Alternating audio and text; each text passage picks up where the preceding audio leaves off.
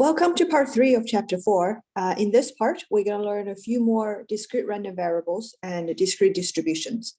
The first one is the Poisson distribution. Okay, so it is usually used to model the count of something or the number of something. Okay, when it gets started, as you can see in this historical recount here, in beer brewing cultures of yeast are kept alive in jars of fluid before being put into the mash. Okay, so because it is very important to control the amount of yeast being used, as well as you can use a microscope, okay, to observe, okay, count the number of yeast cells.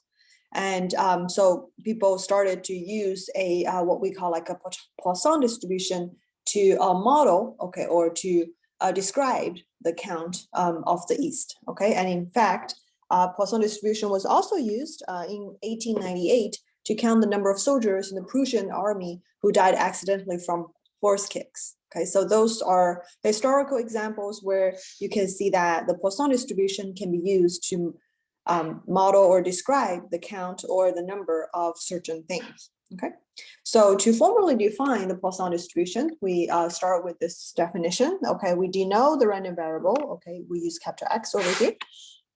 Notice that the range of this random variable is 0, 1, 2, up until infinity. Okay, so again, because this is for modeling the count or describe counts, we know that you can only take integer, and the smallest you can take is 0, and then it can go up to infinity. Okay, so we do know this random variable takes value in this range, having a Poisson distribution with a single parameter. Okay, so lambda is the one parameter, the parameter for a Poisson distribution. And if you recall what we mean by parameter for a binomial distribution, if you remember, right, we write it as n and p. Okay, so we say that n and p, both of them are the parameters. N is the number of trials, right, and then p is the success probability. And then our Bernoulli, okay, if you remember, it only has one parameter, because Bernoulli by definition, okay, is that you only are making one trial. Okay, so P is the only parameter, which is the success probability. For Poisson distribution, now let's come back to Poisson. It only has one parameter, okay, and it is a discrete distribution. That's why we talk about is PMF, okay, probability mass function. And what that does, as we know now, is that if we like using PK, so K is the value, right, like the random variable X can take, okay, and PK gonna describe how we can compute the probability of the random variable X taking value K.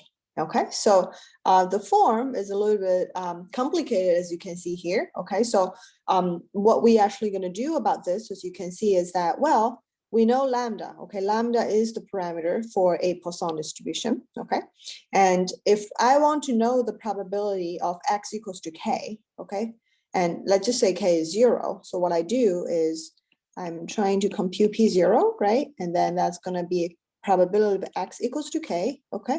And we know by the PMF, we know that whatever the lambda we have for this, okay, we're going to plug that into the exponent function.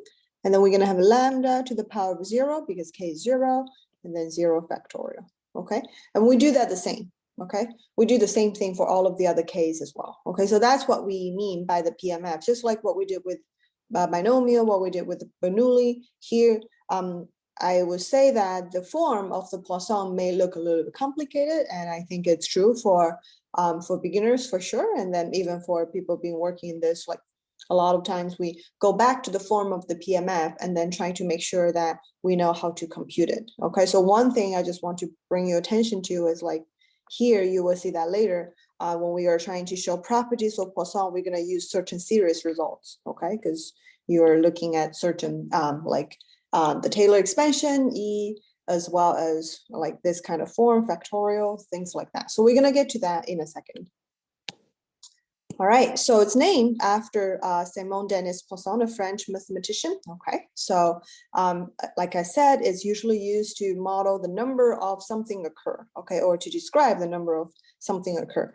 Because of that, the lower bound is 0, and then there's no upper bound. And then, of course, every possible value is an integer. Okay, so a few examples here: the number of raining days this year, okay, number of misplaced books in the main library, number of roses you receive on the next Valentine's Day, all of this are examples of counts, okay, numbers. So you could, if you want, use a Poisson distribution to model it and describe it.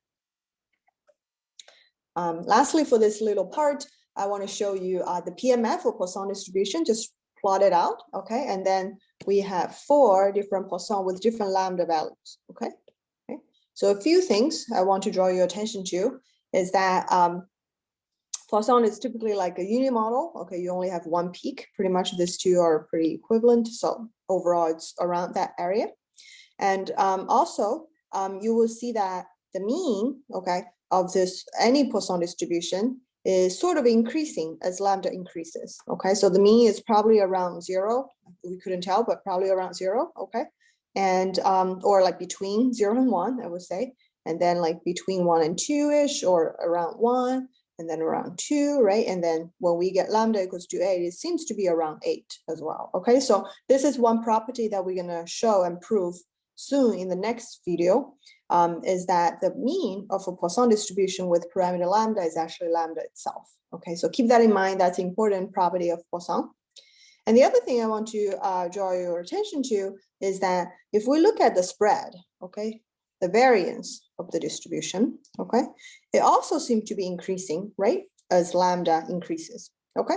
So later again in that video, we're gonna also show how to prove that the variance, okay, variance, remember, is a measure of spread, very important thing that we care about. The variance of a Poisson with lambda parameter is also going to be lambda. Okay, so again, for all of the distributions, we really care about the mean, okay, and the variance. And there are some other things you care about too, but for those two, for all of the distributions that we're covering, we always highlight what they are and then what are the implications.